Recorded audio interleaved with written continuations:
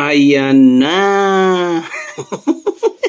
Ang gaba dili magsaba. Iyan si Dan Fernandez, kinasuhan ni Tapasio. Ayan na.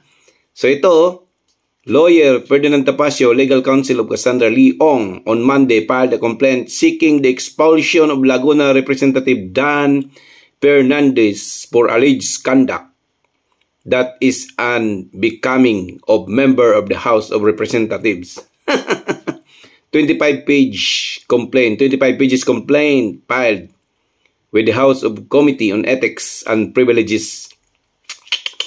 Ayan na. So Tapasio accused Fernandez of violating the Code of Conduct during the hearing of the Quad Committee, which was investigating operations of illegal Philippine offshore gaming operations, POGO.